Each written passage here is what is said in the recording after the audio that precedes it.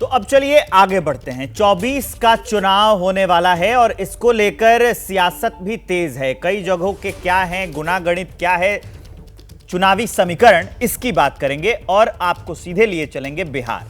बिहार में सियासी उथल पुथल के संकेत मिल रहे हैं। इसकी शुरुआत 28 जनवरी को हो गई थी, जब नीतीश कुमार 360 डिग्री टर्न होकर फिर से बीजेपी के साथ चले गए। करीब 1.5 साल बाद नीतीश कुमार महागठबंधन से अलग होकर एनडीए में शामिल हुए थे। मुख्यमंत्री रहते हुए नीतीश ने 5वीं बार पलटी मारी थी। इसको लेकर कांग्रेस और आरजेडी लगातार हमलावर हैं। नीतीश कुमार की पलटी मार पॉलिटिक्स, राहुल गांधी की कोशिश और नरेंद्र मोदी की गारंटी के बीच हम आपको लोगों के मन की बात बताने जा रहे हैं। देखिए किशनगंज से एम फैक्टर, किसके साथ मुस्लिम वोटर।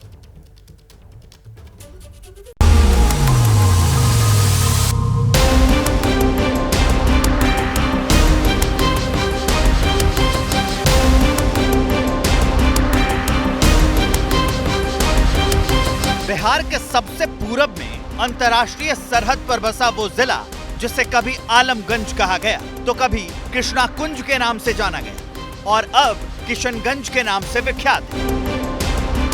करीब 68% मुस्लिम आबादी वाले किशनगंज में लोकसभा सीट पर 1967 के बाद आज तक कभी कोई हिंदू कैंडिडेट नहीं जीत पाया। मिनी दार्जिलिंग के नाम से मशहूर उस किशनगंज में वोटर का मन टटोलने के लिए एबीपी न्यूज के रिपोर्टर श्रीनिवास अपनी टीम के साथ पहुंचे। जिंदा रहने का हक उसी को है जमाने में जो इधर का लगे और उधर का हो जाए।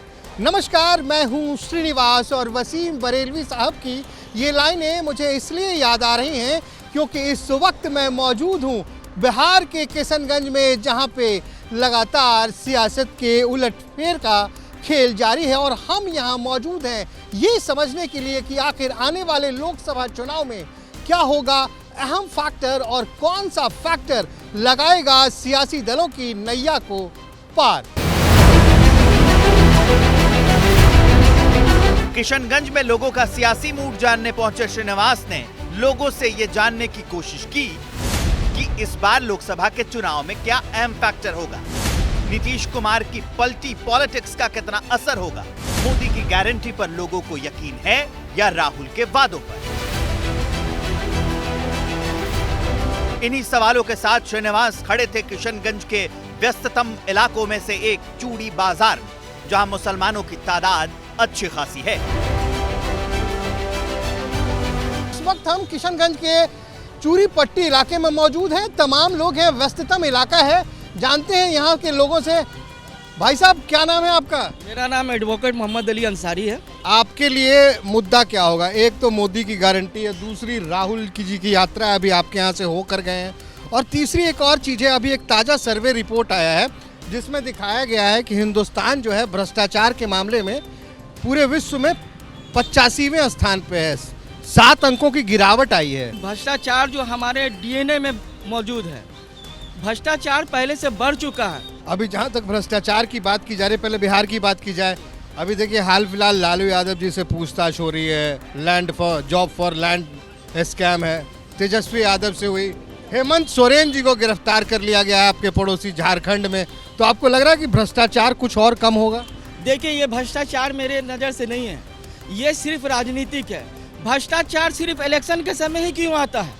ये बताइए, आपकी शमशीर इस वक्त किस बार कहाँ चलने वाली है? कि जो सरकार युवाओं को रोजगार दे, जो छात्रों को अच्छी तालीम दे, साथ ही साथ किसानों की जो आय है उसको बढ़ाए, हम उसके साथ खड़े हैं। ये जो आप देख रहे हैं कि एक मोदी जी गारंटी दे रहे हैं कि मोदी की गारंटी, राहुल जी यात्रा निकाल रहे, कह रहे हैं मैं न्याय दिलवाऊंगा, और एक सबसे बड़ी चीज बिहार में पलटी मारी बहुत हो रही है। जी, पलटी मारी तो पलटू नाम नहीं सही जाना गया है। पलटी मार के तो ये भ्रष्टाचार छोड़ा ही है।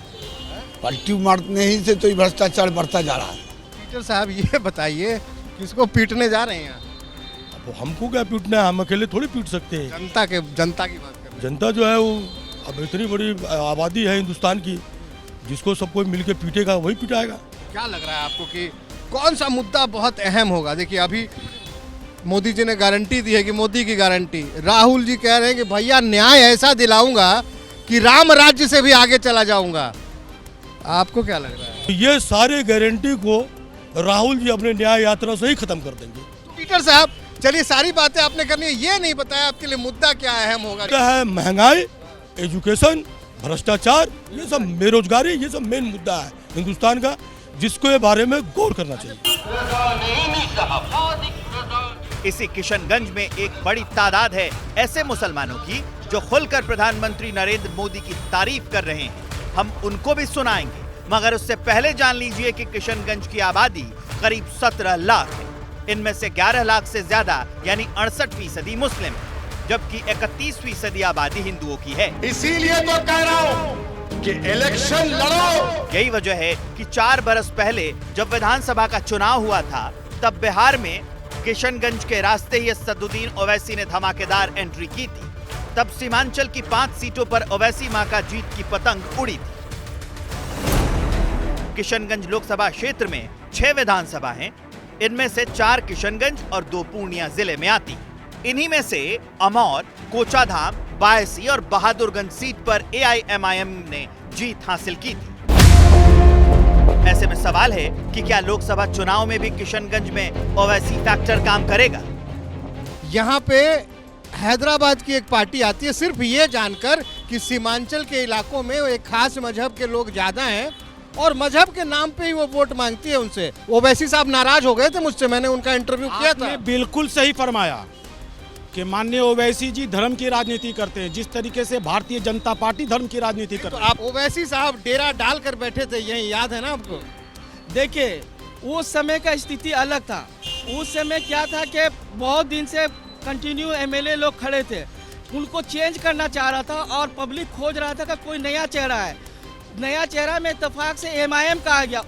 कुछ लोग गुमराह की हुए और इस गुमराह के कारण उन्होंने उनको जिताया, लेकिन जब उन्हें पता चला कि ये जितने भी वादे किए कि मैं ओवैसी हॉस्पिटल खोल दूंगा, मैं फलां कर दूंगा, मैं चिल्ला, तो उनके विधायक फिर चले गए चूंकि उनके नेता ने भी इस नब्ज को पकड़ लिया कि यहाँ की जनता धर्म की आड़ पे जो भी वोट मांगेगी उसको बहिष्कार किया जाएगा, चाहे वो भारतीय जनता पार्टी की। पे धर्म की तो कहीं जगह नहीं है, उसको 3 नंबर भी हम नहीं देंगे, 0 पे 0। इस बार ये 3 नंबर दे रहे हैं इनको, लेकिन इसी किशनगंज से इन्होंने खुद माना कि ओवैसी साहब उसी की राजनीति कर रहे थे। चूड़ी बाजार में ही कुछ लोग दुकानों के अंदर बैठे थे। कैमरा जब उनकी ओर गया तो उन्होंने क्या कहा, वो सुनिए सर। तो आपके लिए एक युवा होने के नाते जब आप वोट करने जाते हैं तो क्या मुद्दे होते हैं आप? सर, सबका मुद्दा वही होता है, सिक्योरिटी हो जाए, एजुकेशन हो जाए या मेडिकल हो जाए, यही सब जो बेसिक मुद्दा है। वो महंगाई हो जाए, पेट्रोल हो जाए, किसी एक चीज़ पे बताइए जिसमें एकदम पंचिंग के जैसा काम हुआ हो किसी एक फील्ड में, चाहे वो एक रेवोल्यूशन हुआ हो किसी एक फील्ड में। इस चुनाव में आपने तो बहुत चुनाव देखे होंगे, इस चुनाव में किशनगंज की जनता के लिए मुद्दे क्या होंगे? भ्रष्टाचार एक मुद्दा होगा, विकास मुद्दा होगा, रोजगार मुद्दा होगा, या धर्म मजहब की राजनीति? पहले तो चुनाव पूरे देश के लिए बोल रहे हैं।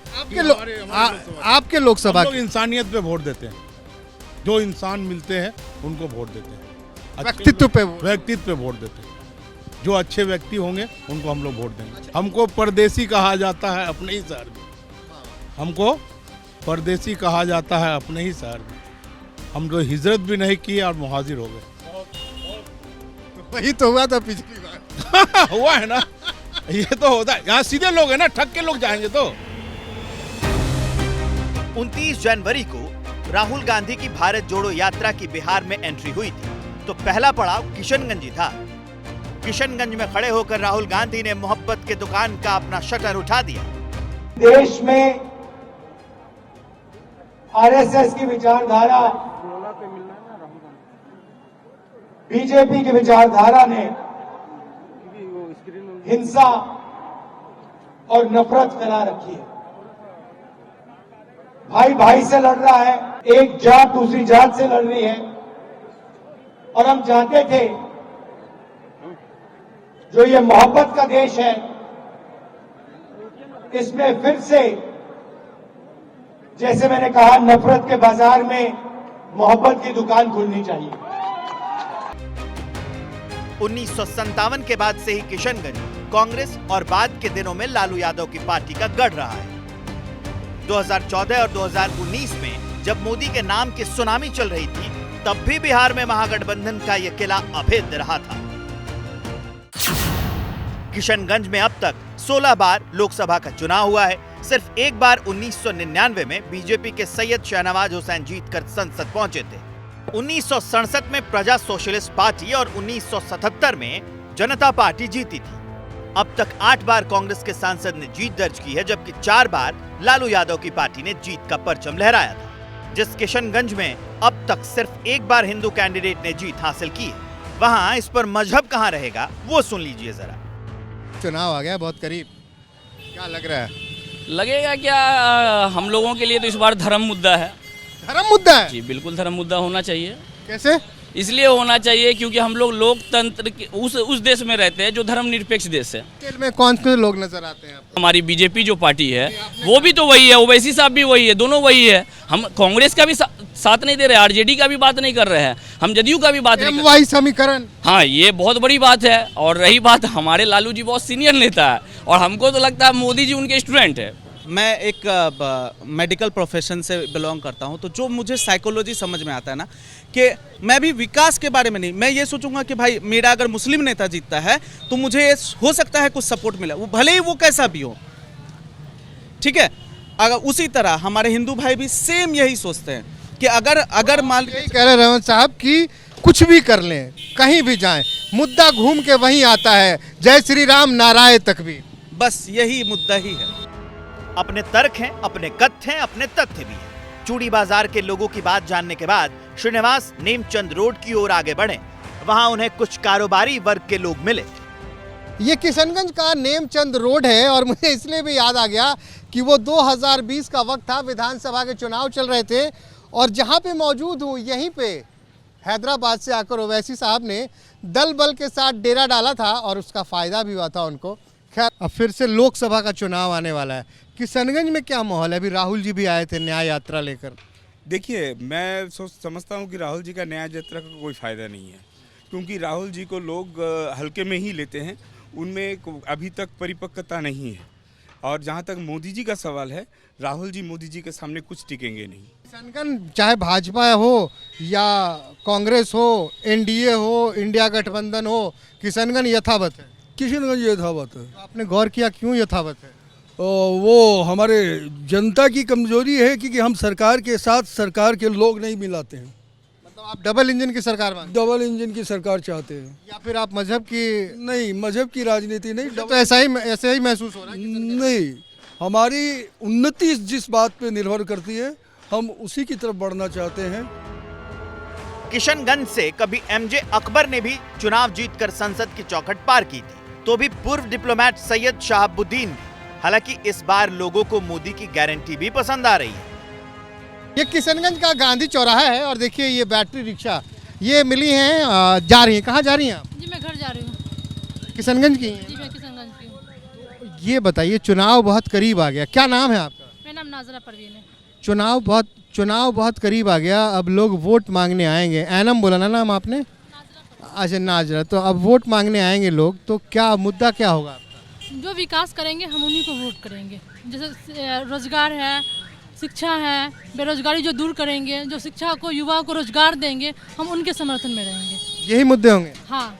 तो अभी जो सरकार है, केंद्र की सरकार, चूंकि चुनाव लोकसभा का होने वाला है, वो सरकार कैसी लगी आपको? इन मुद्दों पे काम किया? नहीं, जो वो सरकार रही वो बहुत अच्छा काम किया है और आगे भी वो अच्छा काम कर। मोदी जी की सरकार? हाँ, मोदी जी की सरकार है, वो बहुत अच्छा काम किया और उम्मीद करते हैं वो आगे और अच्छा काम करेंगे। पिछले 5 सालों में बिहार की राजनीति फिर से 360 डिग्री घूम चुकी है।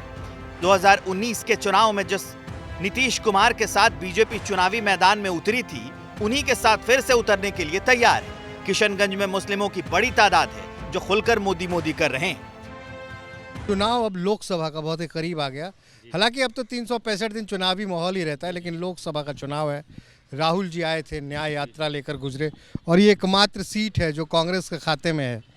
कांग्रेस क्या कह लीजिए, जो इंडिया गठबंधन की जितनी पार्टियां, एक सीट किशनगंज जो है, क्या लग रहा है? यहाँ पर मोदी की जो गारंटी है वो 100% किशनगंज के ज़मीन पर उतरी है। वो आप हर माध्यम से देखिए, चाहे आवास योजना हो, चाहे जनधन योजना हो, चाहे उज्ज्वला योजना हो। मोदी जी का काम पसंद आ रहा है आपको? मोदी जी का काम हमें ही नहीं पसंद आ रहा, पूरे हिंदुस्तान को पसंद आ रहा है। इनको मोदी जी की गारंटी पसंद आ रही है 2024 के चुनाव को लेकर। आपको किन की गारंटी पसंद आ रही है? देखिए, मोदी जी भारतीय जनता पार्टी का एक ऐसा ड्राइवर है जो लक्ष्य की ओर चलने में एकदम सक्षम है। वो पहले लक्ष्य तय करते हैं और इस लक्ष्य पर वो चलते हैं। कौन सी लक्ष्य की बात कर रहे हैं? देश के विकास का लक्ष्य या फिर अब की बार 400 पार का लक्ष्य? देश की विकास का लक्ष्य ही 400 पार है। मुस्लिमों को जोड़ने के लिए बीजेपी राष्ट्रीय स्तर पर कैंपेन चला रही है। शुक्रिया मोदी भाईजान अभियान के तहत राजनीति को नया आयाम देने की कोशिश कर रही है। कांग्रेस और आरजेडी अपने किले को और मजबूत करना चाहती है, क्योंकि उन्हें पता है कि असदुद्दीन ओवैसी फिर से कुंडी खटखटाने के लिए तैयार है।